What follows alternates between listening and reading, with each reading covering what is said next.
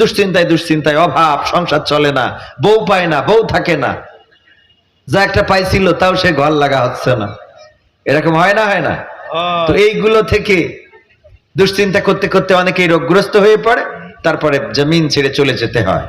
ও আমার ভাইরা, তো আল্লাহ রাব্বুল আলামিন যদি কারো হয়ে যায়, আল্লাহ রাব্বুল আলামিন যদি কারো মৃত্যুর সময় এভাবে ডেকে নেয় যে আসো আমার কাছে ফিরে আসো, শিগগিরই এসো, আমি তোমার উপরে সন্তুষ্ট, আর তুমিও দুশ্চিন্তা করো না, এই কথা যদি আল্লাহ কারো মৃত্যুর সময় বলে, ওর কি আর দুনিয়ায় থাকতে ভাল লাগবে?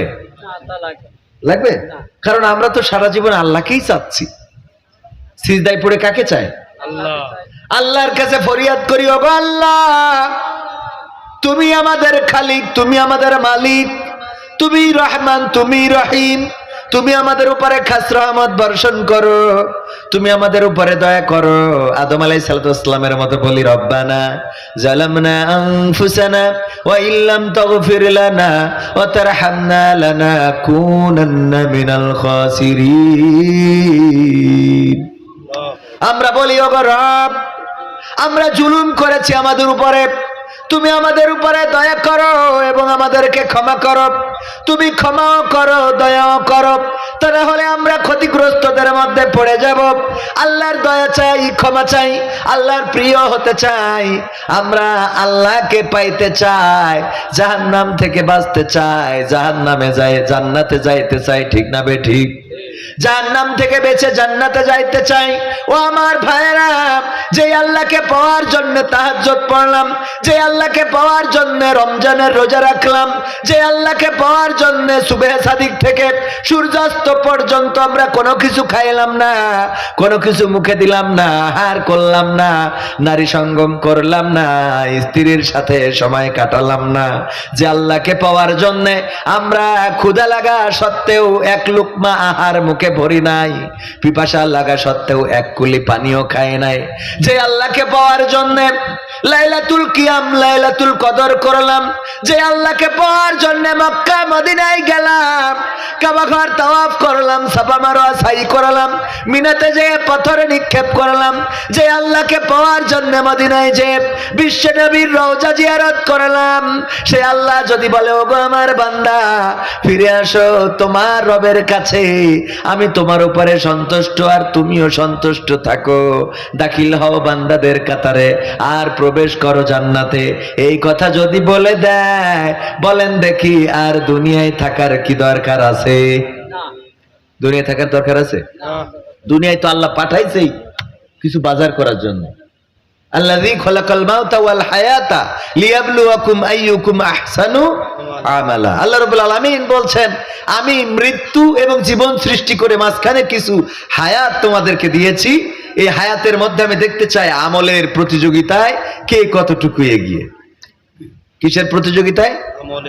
আমলের প্রতিযোগিতায়। আর আমরা কোন প্রতিযোগিতায় আছি? আমরা আমলের প্রতিযোগিতায় আছি, কিন্তু বদ আমলের। কি আমলের? বদ আমলের। জমি 5টা ছেলে, 5টা মেয়ে, একটা ছেলে। কয়টা মেয়ে? 5টা মেয়ে, একটা ছেলে। জমি হলো 22 বিঘা। কয় বিঘা? বাবার 22 বিঘা জমি। তো 22 বিঘা জমি থেকে কন্যাদেরকে 5টা কন্যাকে দিয়েছে 12 বিঘা, আর ভিটে বাড়ি সহ 10 বিঘা দিয়েছে ছেলেকে। এতে কিছুটা কন্যারা অল্প কিছু শরিক বঞ্চিত হয়েছে, অধিকার বঞ্চিত হয়েছে অল্প। অনেক সময় কন্যা সন্তান বেশি হইলে সম্পদ কি মেয়েদের ভাগে বেশি চলে যায় না? যায় না? তো এই জন্য আবার লিখে দেয়। তো নওগাঁয় ওই বাবা এটাই করেছে, কিছু জমি মেয়েদের মোটামুটি দিয়ে অল্প কিছু ঠকানো হয়েছে অবশ্যই। 12 বিঘা দিয়েছে মেয়েদের, 10 বিঘা দিয়েছে একজন ছেলেকে। অথচ ইসলাম কি বলে?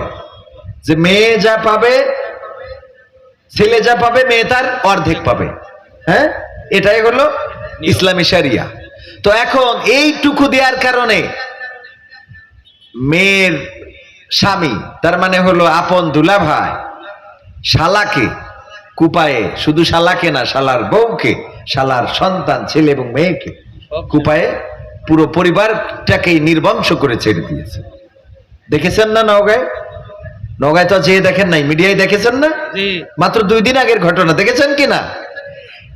সম্পদের জন্য কি প্রতিযোগিতা! যদি সঠিকটাও পাইতো তাও কি খুব বেশি পাইতো বলেন? 4 জন মানুষকে হত্যা করে ফেললো, বাবা মা এবং বাচ্চা, মেয়ে সন্তান ছেলে সন্তান, একজনের বয়স 3 বছর, একজনের বয়স 10 বছর। এই যে আমাদের প্রতিযোগিতা। এবং দেয়ালে লিখে রেখেছে যে ওর বাবাকে মানে শ্বশুরকে, জামাই লিখেছে শ্বশুরকে লিখেছে, তোরে এবার ধরতে পারলাম না, এই যাত্রায় বেঁচে গেলি, দলিল দে, নাইলে তোরও খবর আছে। আহারে 4 জন, এই নিষ্পাপ শিশু দুইটার কি অপরাধ ছিল? এই দুইটা শিশুকে মাথায় ঘা দিয়ে থেতলে থেতলে মেরে ফেলেছে, বাকি দুইটারে জবাই করেছে বড় ছুরি দিয়ে, সেই ছুরি পুকুরের মধ্যে ফেলে দিয়েছে। দেখেছেন আপনারা? এই যে অবস্থা। আমাদের প্রতিযোগিতা আছে কিসে? মালের প্রতিযোগিতা, সম্পদের প্রতিযোগিতা। আমাদের প্রতিযোগিতা আছে নারীর প্রতিযোগিতা। আমার বোধ থেকে ওর বউ ভালো, ওর সাথে লাইন মারতে হবে। আছে না নাই? আছে। অমুকির স্বামী বিদেশে, বউটা তো খুব ঝেঁকানাকা, এইটার সাথে দেখি কেমনে কি করা যায়। এইটা নিয়ে টাকা পাঠায় একজন, আর একজন দিয়ে মার্কেটে নিয়ে যায়। ঠিক না ভাই? ঠিক। এগুলো আছে না নাই? সুন্দরী বউয়ের প্রতিযোগিতা, প্রেমিকার প্রতিযোগিতা, ক্যাফেতে খাওয়ার প্রতিযোগিতা, চা খাইতে হবে। এই উল্লুক চা, ভাল্লুক চা, এক এক নাম হয়েছে। এনতে কলার ওয়াই খেয়ে ওর স্বাদ হচ্ছে না, জিগের কাছে যায় সে ভাল্লুক চা খাতে, কফি হাউস। ঠিক না ভাই? ঠিক। এই প্রতিযোগিতা আছে না নাই? তারপরে বাইকের প্রতিযোগিতা।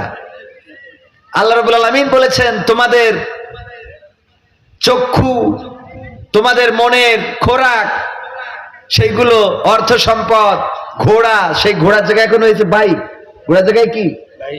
বাইক। এগুলো তোমাদের দিন বিমুখ করে রেখেছে, পরকাল বিমুখ করে রেখেছে। ও আমার ভাইয়েরা, এখন ঘোড়ার জায়গায় বাইক উঠেছে। তখনকার সময় ছিল ঘোড়া, বাইক কি? এখন আর চায়না গাড়ি কেউ চালাইতে চায় না। চায়? এখন চায়না গাড়ি কেউ চালাইতে চায় না। এখন সবাই চায় ওই যে R15 ভার্সন নাকি উঠেছে, হ্যাঁ, ওইগুলো গিয়ার মারতে হবে, আর ওইগুলোর জন্য তেলের ঘাটতি পড়তেছে। আগে ওই যে ডায়াং 50 এইগুলো চালাইতো আমাদের বাপ দাদারা, 1 লিটার পেট্রোলে 1-150 কিলোমিটার চলত। ঠিক না ভাই? ঠিক। আর এখন যেসব গাড়ি উঠেছে, গাড়ি তো মানে তেল ফুরাইলেও ঠেলাও কষ্ট। হ্যাঁ, আর আমাদের সময় আরো একটা বাইক ছিল, আপনারা দেখেছেন কিনা জানি না, যে তেল দিয়েও চলতো আবার প্যাডেল মেরেও চলতো। তেল ফুরাইলে প্যাডেল মারবে। আরে এই গাড়িগুলো আমার যুবকেরা চালাইতে পারে না, ও লাগবে R15, একটু গিয়ার মারবে। এইগুলো আমাদের প্রতিযোগিতা আছে না নাই? অমুকি ছেলে কিনেছে, আমার দোস্ত এই গাড়ি কিনেছে, আমি পালসার চালাই, আমার বলতেছে ভাই আপনার পালসার মানায় না। আমি বললাম হিরো চালাতাম, আপনারা ওই বলিতে পালসার কিনাইছেন, এতে ভালোই তেল খায়। এইটা মানায় না। আমি বললাম এখন পাম্প মারি আর একটা কিনে, অত পাগল আমি হয়নি। কি কথা কয় না? অত পাগল আমি হয়েছি নাকি? হ্যাঁ, এই তেলের যে ক্রাইসিস, এগুলো তো আমরাই তৈরি করতেছি। এখন হাঁটা তো নাই, মানে এমন অবস্থা, টয়লেটে যাবে তা মোটরসাইকেলে, এটুকুন ওই পাড়ায় যা দিন, অমুখের একটু দেখি দিশান দিন, অমনি গাড়ি ওই পাড়ায় যাবে, এরকম হেঁটে যায়, আছে দেখাইতে পারবেন? তো ক্রাইসিস তো আমরা তৈরি করেছি, এতে করি শরীরেরও ক্রাইসিস। আপনি হাঁটেন না, আপনার শরীর খারাপ করে। ঠিক না ভাই? ঠিক। ওগো আমার ভাইয়েরা, এগুলো বুঝে চলার দরকার আছে না নাই? এবার আসেন, যে আয়াত নিয়ে কথা বলতে চেয়েছিলাম, আমি তো খুব বেশি ভালো আলেম না, আপনারা ভালো করেই জানেন, তো তারপরেও কথা বলতে হয়। কিছু কথা, মানুষের কিছু খোরাক, যতটুকু আল্লাহ রাব্বুল আলামিন বলান। আমি জানি যে আমি অযোগ্য একজন মানুষ, কিন্তু এই সমাজে আসলে যোগ্যদের কথা তো মানুষ শুনতে চায় না। চায়?